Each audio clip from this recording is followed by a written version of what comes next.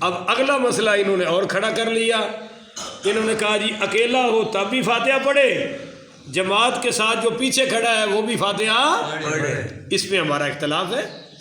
ہم کہتے ہیں کہ حضور پاک صلی اللہ علیہ وسلم کی ایک دوسری حدیث ساتھ ملاؤ، مسئلہ واضح ہو جائے گا۔ وہ کیا کہ قراءۃ الامامی لہو قراءۃ، کہ جب تم نماز جماعت کی صورت میں پڑھ رہے ہو تو امام کی قراءت تمہاری قراءت ہے۔ بولیے امام کی قراءت تمہاری، اب پھر تمہیں علیحدہ قراءت کرنے کی ضرورت ہے؟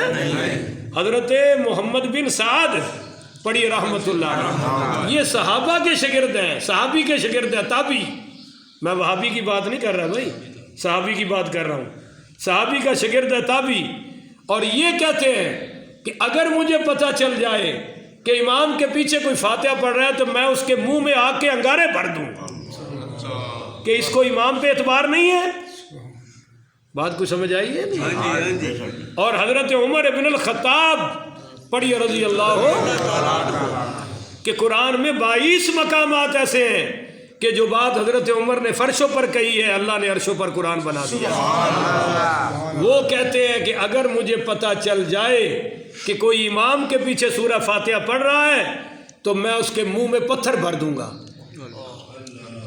اور انہوں نے تماشا بنا رکھا ہے، نہ اگا پڑھیا نہ پیچھا، انہوں نے علم کی ہے، نورے نے سنیا غفورے کولو تو غفورے نے سنیا دتورے کولو، چل نام اہل حدیث رکھ کے تھے، قرآن حدیث کے ٹھیکیدار بنے نے، اور امت کو غلط مسئلے بتا رہے ہیں۔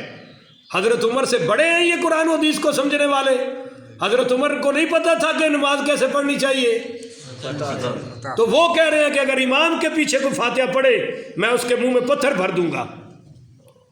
لہذا اور قرآن کیا کہہ رہا ہے، وَإِذَا قُرِئَ الْقُرْآنُ، جب قرآن پڑھا جائے، وَإِذَا قُرِئَ الْقُرْآنُ فَاسْتَمِعُوا لَهُ، تو تم سنو، وَأَنصِتُوا، اور خاموش رہو، اور کیا کرو، خاموش رہو۔ ہاں یہ میں اونچی قرآن پڑھوں اور آپ باتیں شروع کر دیں تو جائز ہے؟ آپ پہ لازم ہے کہ آپ خاموشی سے قرآن سنیں، ٹھیک ہے جی؟ لَعَلَّكُمْ تُرْحَمُونَ، تاکہ تم پر رحمت نازل کی جائے۔ بولیے تم پر رحمت نازل کی جائے۔ اب مسئلہ یہ ہے کہ اگلی صورت وہ بھی نہیں پڑھتے، اکیلا امام پڑھتا ہے، اگلی صورت وہ بھی اہل حدیث بھی امام کے پیچھے، تو فاتحہ تک کی قصور ہے، اگلی صورت قبول ہے تو یہ نہیں قبول ہے بھائی۔ اگلی جو امام پڑھ رہے ہیں تو چل گئی تو فاتحہ کیوں نہیں چلی؟ تو ایک مولوی صاحب مجھے ملے، وہ تو بڑے سمارٹ قسم کے مولوی سے، انہوں نے مجھے سمارٹنس دکھائی اور کہنے لگے شاہ جی، میں کہا ہاں جی، کہنے لگے فاتحہ قرآن نہیں ہے، فاتحہ قرآن ہے۔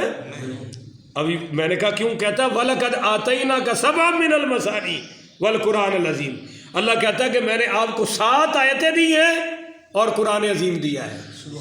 کہتا 7 آیتیں فاتحہ ہے، قرآن عظیم اور ہے، تو فاتحہ اور ہے، قرآن عظیم ہے۔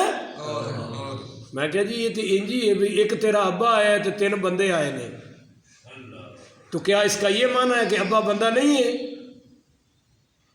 بول دے نہیں ہو۔ میں نے جو کوئی بندہ آکھے کہ مولوی صاحب ایک تواڈے والد صاحب آئے نے تے 3 بندے آئے نے، تے کی میرا والد بندہ نہیں ہے؟ ہے تے بندہ ہی ہے جی، بولو ہے تے تسی تے چھوٹے چھوٹے سوالوں چ پھس جاندے ہو بھی پتہ نہیں کی کہنا ہے، کوئی حال نہیں تہاڈا تے ایویں مولوی بدلتے رہندے ہو، گل تے سمجھو۔ ایک مولوی صاحب آئے نے، 3 بندے آئے نے، نہیں سمجھے؟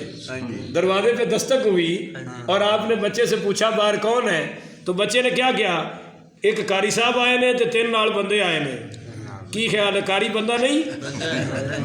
بولو نا۔ پر اس نے کیا خصوصیت ظاہر کی ہے کہ قاری صاحب بھی آئے نے، 3 بندیاں دے نال ہے، تقسیم یہ کر دی کہ 3 بندے آئے ہیں، قاری صاحب بھی آئے ہیں۔ قاری صاحب ہیں تو بندے، پر اس نے ذرا عزت کے ساتھ ذکر علیحدہ کر دیا۔ یہ مطلب نہیں ہے کہ قاری بندے کا پتر ہی نہیں ہے یا قاری انسان ہی نہیں ہے، بس جی وہ 3 بندے آئے ہیں تو ایک قاری کوئی اور مخلوق کا آ گیا۔ اللہ کہتا ہے میرے محبوب ہم نے آپ کو قرآن دیا ہے اور قرآن میں سب سے زیادہ فاتحہ بھی عطا فرمائی ہے۔ سبحان اللہ سبحان اللہ۔ یہ تو مطلب نہیں ہے کہ فاتحہ قرآن ہی نہیں ہے۔ پھر کہنے لگا جی وہ تو ام القرآن ہے۔ میں کہتا جیڑی ماں ہے وہ انسان نہیں، یہ تو جی ہے جی تو مسلمان ہے پر تیری ماں ہی ہے۔ میں نے کہا